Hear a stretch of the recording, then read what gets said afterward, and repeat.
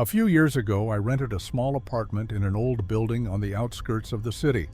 The building was quite worn down, but the rent was cheap, and I didn't have many options at the time. I worked as a bartender at a downtown bar, often coming home late at night or even early in the morning. The apartment complex was pretty quiet. Most of the residents were either elderly people or workers who were rarely home. My neighbor in the unit next to mine was a man named Greg. I didn't know much about him, only that he lived alone and never seemed to interact with anyone. His appearance was always unkempt. His hair was messy, his face looked perpetually tired, and his clothes seemed rarely changed. Sometimes, when we passed each other in the hallway, I could smell the faint scent of alcohol on him. I first noticed something strange about him when I started paying attention to his habits. Almost every night when I got home around 2 or 3 a.m., Greg would always be on his balcony, standing still and staring out into the distance. At first, I thought it was just a coincidence, but after it happened night after night, I started feeling uneasy. Then, one night, he called out to me, "Hey!" His voice was deep and raspy, like someone who hadn't spoken in a long time. I turned to look. He was leaning against the balcony railing, staring at me. "You always come home late, huh?" he said flatly.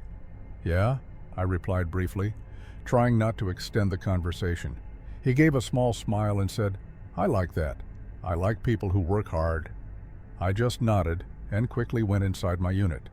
From that night on, Greg started trying to talk to me more often. Sometimes he would knock on my door around midnight, asking strange questions like, "Have you ever felt like you're being watched?" Or, "Have you ever had nightmares in this place?" I wasn't sure if he was just lonely or if something deeper was going on with him. But the longer it went on, the more uncomfortable I felt. Then came that night. The night when everything changed. That night, it was raining heavily. I had just arrived back at the apartment after finishing a long shift. As I stepped out of my car, I saw someone standing in the hallway leading to my unit. Greg. He was standing still, completely soaked, wearing only a dark t-shirt and jeans that clung to his body from the rain. His long hair was plastered to his face, partially covering it, but what unnerved me the most was his expression. His eyes were empty. His gaze was unfocused, like someone whose mind was drifting somewhere else. But there was something in his face that sent chills down my spine. I quickened my pace toward my door, trying to ignore him. But just as I was about to unlock it, he spoke. I did something really bad. My heart started pounding faster. I turned to him slowly, trying to stay calm. "What do you mean, Greg?" He didn't answer right away. He just stood there, rainwater dripping from his clothes onto the floor, before finally saying in a flat voice, "I need a place to hide." I felt an overwhelming urge to go inside and lock my door. Something in his voice made me certain that whatever he had done, it wasn't something small. But before I could say anything, he walked past me, heading straight for his unit. As he opened the door, I caught a glimpse inside. The lights were off. His apartment was completely dark, but in that darkness I saw something. A shadow. The shadow of someone lying on the floor. I couldn't see clearly, but I knew it was something that shouldn't be there. I swallowed hard, feeling cold sweat on my back. Greg stepped inside without fully closing the door. I stood there for a few seconds, unsure whether I should leave immediately or stay still. But then, I heard something from inside his unit, a faint whimper. I immediately went into my apartment and locked the door tightly. That night, I couldn't sleep. I lay awake in bed listening to sounds coming from his unit. I heard Greg pacing back and forth, sometimes muttering to himself, then the sound of something being dragged across the floor. I wanted to call the police, but I wasn't sure about what I had seen. What if it was just my imagination? What if I was accusing him for no reason? But then, around 4 a.m., I heard the door to his unit open. I peeked through the peephole and saw Greg stepping out, wearing a black hoodie. His hands were empty, but he walked quickly toward the emergency stairs, disappearing into the rain. That was when I finally called the police. When they arrived, they knocked on Greg's door several times, but there was no answer. Eventually, they broke in. And inside, they found a woman, dead. Her body was already stiff with bruises around her neck. The apartment was a mess with empty bottles of alcohol scattered across the floor. Greg had disappeared that night. The police searched for him for days until they finally found him hiding in an old motel on the outskirts of the city. When they arrested him, he only said one thing to the police: "I didn't want her to leave." Later, I found out that the woman was his girlfriend. They often fought, and that night, something inside him finally snapped. After that incident, I could never truly feel comfortable in that apartment again. Every night, I felt like I could still hear his footsteps on the balcony. I moved out a few months later, and since that night, I've always remembered one thing: we never really know who lives next door.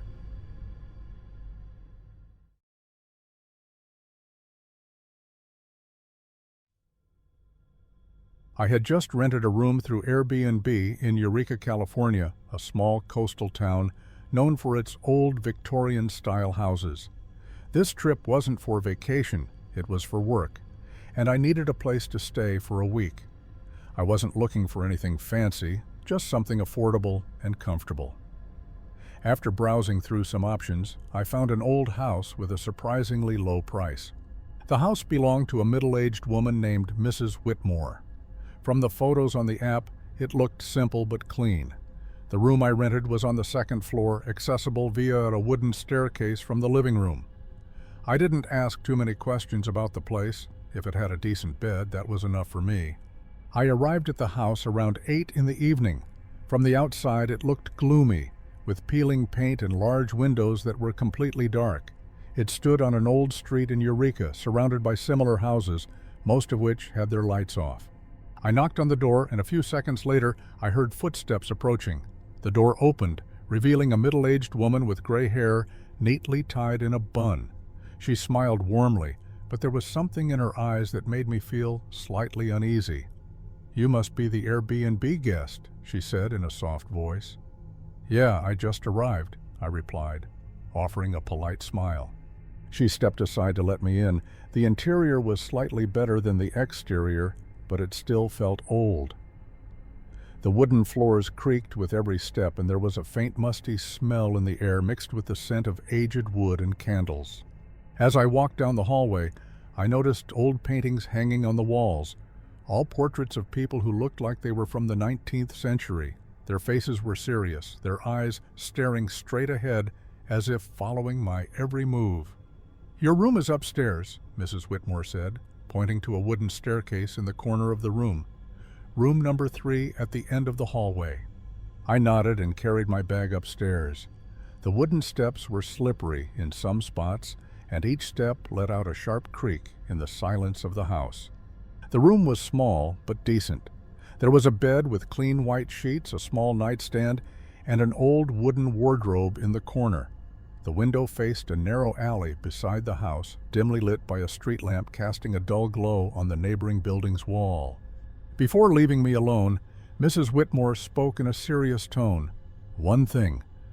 If someone knocks on your door at night, don't open it." I froze. "Why not?"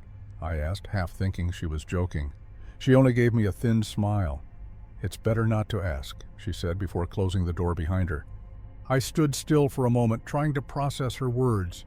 Maybe it was just a warning not to disturb other guests, or was it something else? I brushed off the unease creeping up my spine. After taking a quick shower, I lay in bed and watched videos on my phone. Around 2 in the morning, just as I was about to drift off, I heard it. A soft knock at my door. I opened my eyes. It came again, slow, deliberate. 3 knocks. I slowly sat up and walked toward the door. Pressing my ear against it, I tried to listen for any other sounds outside, but there were no footsteps, no voices. I crouched and peeked under the door. No shadows. Then the knocks came again, this time louder. A chill ran down my spine. Mrs. Whitmore's warning echoed in my head. "Don't open it." I tried to stay rational. Maybe it was another guest who got the wrong room, or maybe Mrs. Whitmore needed to tell me something.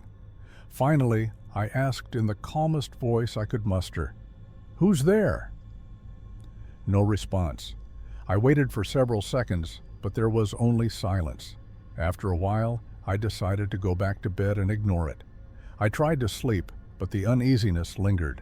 I eventually fell into a restless sleep. The next morning, I met another guest at breakfast. He was a man in his 30s named Dika, a traveler from Indonesia exploring California. "Did you hear anything last night?" I asked cautiously. He frowned. "No, why?" I hesitated for a moment, then told him about the knocking on my door. His expression changed. "I actually stayed here about a year ago," he said quietly, "and the same thing happened to me." I stared at him. Dika continued, "At first I didn't think much of it. I figured it was just a random disturbance. But on the second night, I heard something even weirder. The knocking wasn't just on my door, it was on my window too." A shiver crawled up my spine. "I peeked outside," he whispered, "and I saw someone standing in the alley, staring up at my window from below." I swallowed hard. That night, I locked my door tightly and pulled the curtains shut. Around 2 in the morning, the knocking returned. This time it was louder. I gripped my phone tightly, ready to call someone if things escalated. I held my breath, staying completely still. Then, something else happened. A faint scraping sound against the door, like fingers running along its surface. I froze. Slowly, I grabbed my phone and texted Mrs. Whitmore. "Someone is knocking again." A few moments later, she replied, "Don't open it, it will leave." I stared at my screen, my heart pounding. Then I heard it. Click. The doorknob rattled slightly, as if someone was trying to turn it from the outside. I yanked the blanket over myself, praying that whatever was outside wouldn't get in. I waited. 1 minute, 2 minutes, 5 minutes. Finally, silence. I didn't sleep for the rest of the night. The next morning, I confronted Mrs. Whitmore, my mind racing with questions. "Please, just tell me the truth. What's going on here?" She let out a long sigh before finally speaking. "A few years ago, a young man stayed in that room. Someone just like you. On his second night, he was found dead inside. Door still locked from the inside." A cold chill crept over me. "Ever since then," she continued, "guests in that room have experienced the same things. The knocking at night, the footsteps in the hallway, and someone trying to get in." I didn't waste any time. I packed my things and booked another place to stay. Before leaving, I glanced at room number 3 one last time, and as I turned away, I felt it. Someone watching me from behind the window.